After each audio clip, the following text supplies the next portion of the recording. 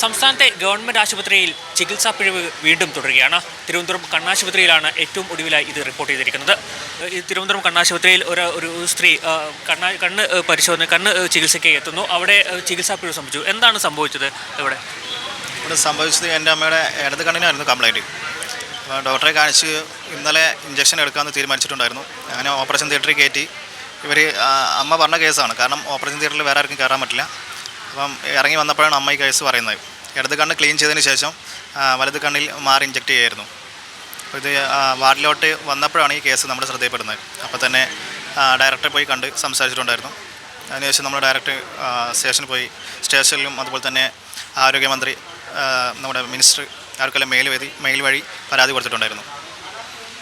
എന്ത് ചികിത്സയ്ക്കായിരുന്നു വന്നത് കണ്ണിൻ്റെ? അതെ, കണ്ണിൽ ഇത് ബ്ലഡ് പ്രഷർ കൂടിയിട്ട് കണ്ണിലെ കാഴ്ച മങ്ങുന്നൊരു അവസ്ഥയായിരുന്നു.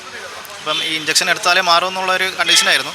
അങ്ങനെയാണ് കുറച്ച് കോസ്റ്റ്ലി ആയിട്ടുള്ള ഇഞ്ചക്ഷനായിരുന്നു. എന്നായിരുന്നു ഇവിടെ ചികിത്സ നടത്തിക്കൊണ്ടിരുന്നത്? ചികിത്സ നടത്തിക്കൊണ്ടിരുന്ന ഒരു മാസത്തോളമായി ഇപ്പം ഇവിടെ ചികിത്സ നടത്തിക്കൊണ്ടിരുന്നു. ഇന്നലെ ആയിരുന്നു, മെനിഞ്ഞാന്നായിരുന്നു അഡ്മിറ്റായത്. രാവിലെ വന്ന് അഡ്മിറ്റായി. ഇന്നലെയായിരുന്നു ഓപ്പറേഷൻ ഇഞ്ചക്ഷൻ.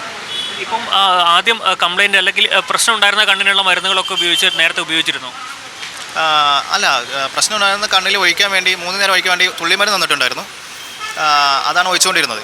പക്ഷേ അതിന് ശേഷമാണ് ഓപ്പറേഷൻ തിയേറ്ററിൽ കയറ്റി ഈ പ്രശ്നമില്ലാത്ത കണ്ണിൽ ഇഞ്ചക്ഷൻ കൊടുത്തത്. ഈ ഡോക്ടർ എന്ത് വിശദീകരണം നൽകുന്നതിന്? ഞാൻ അപ്പം തന്നെ, കാരണം എനിക്ക് ആ നേരത്ത് നല്ല പ്രഷർ ഉണ്ടായിരുന്നു. അപ്പോൾ തന്നെ ഞാൻ ഡോക്ടറെ പോയി സംസാരിച്ച്. പുള്ളിക്കാരൻ പറഞ്ഞത് കണ്ണിൽ ചെറിയൊരു ചോപ്പുണ്ടായിരുന്നു, അതുകൊണ്ട് ഇഞ്ചക്ട് ചെയ്തതാണ് ഡോക്ടർ എൻ്റെ അടുത്ത് പറഞ്ഞത്. അതായത് ഇത്രയും മരുന്ന് ഇഞ്ചക്ഷൻ വെക്കേണ്ട കണ്ണെടുത്ത് മരുന്നുകൾ ഇല്ലാതെ തന്നെ മറ്റേ കണ്ണിന് ഇഞ്ചക്ഷൻ വെച്ചു. അതെ. അതായത് ഇടത് കണ്ണിൽ എടുക്കേണ്ട ഇഞ്ചക്ഷൻ വലത് കണ്ണിൽ വെച്ചു, അത്രേ ഉള്ളൂ. ഇപ്പം വലത് കണ്ണിന് അസുഖമുള്ള കണ്ണിനുള്ള ട്രീറ്റ്മെൻറ്റ് തുടങ്ങിയോ? ഇല്ല, അതിനുള്ള ട്രീറ്റ്മെൻറ്റ് തുടങ്ങിയില്ല. ഇപ്പം രണ്ടാമത് ഞാനിപ്പം ഡയറക്ടറെ പോയി കണ്ട് സംസാരിച്ചു. അവർ ഒന്നുകൂടി ടെസ്റ്റ് ചെയ്തു. ഞാൻ അടുത്ത മാസം ഈ മാസം തന്നെ 12-ാം തീയതി പോകാൻ വേണ്ടി പറഞ്ഞിട്ടുണ്ട്. ഈ പരാതി ഇനി എങ്ങനെയാണ് മുന്നോട്ട് പോകുന്നത്? പരാതിയുമായി നമുക്കിനി ഏകദേശം നമ്മുടെ ഒരു ക്യാഷ് കുറച്ച് നഷ്ടമായിട്ടുണ്ട്. എങ്കിലും ഡോക്ടറുടെ ഭാഗത്ത് നിന്ന് ഒരു അലംഭാവം സംഭവിച്ചിട്ടുണ്ട്.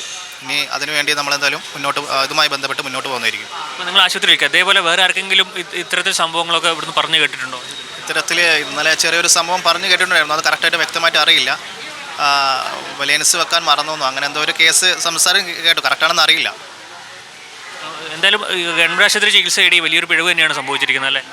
നമ്മുടെ ബോഡിയിൽ തന്നെ മെയിൻ പാർട്ടായിട്ടുള്ള കണ്ണിലേക്ക് ബാധിച്ചു കഴിഞ്ഞാൽ അതൊരു ഗുരുതര ആലംഭാവം തന്നെയാണ് ഡോക്ടർ ഭാഗത്തു നിന്ന് സംഭവിച്ചിട്ടുള്ളത്. അമ്മ സ്ഥലം എവിടെയാണ് വരുന്നത്? ഞാൻ ഭീമാപ്പള്ളിയാണ്, തിരുവനന്തപുരം ഭീമാപ്പള്ളിയാണ് സ്ഥലം.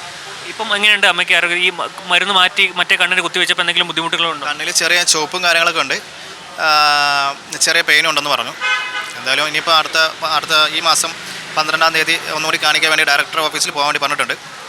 എന്തായാലും ഗവൺമെൻറ് ആശുപത്രിയിലുള്ള ചികിത്സാ പിഴവ് അത് ഇപ്പോഴും തുടരുന്നു എന്ന് കൂടി നമുക്ക് പറയേണ്ടിയിരിക്കുന്നു. കണ്ണ് മാറി മരുന്ന് കുത്തിവെക്കുന്ന ഒരു സാഹചര്യത്തിലേക്കാണ് ഇപ്പോൾ കാര്യങ്ങൾ എത്തിയിരിക്കുന്നത്. ക്യാമറാമാൻ പത്മകുമാറിനൊപ്പം രജീഷ് നരിക്കുനി, സി മലയാളം ന്യൂസ്, തിരുവനന്തപുരം. പുതിയ വാർത്തകളും വിശേഷങ്ങളും ഇനി വിരൽ തുമ്പിൽ. എല്ലാ ഡിജിറ്റൽ പ്ലാറ്റ്ഫോമുകളിലും ഇപ്പോൾ സി മലയാളം ന്യൂസ് ലഭ്യം.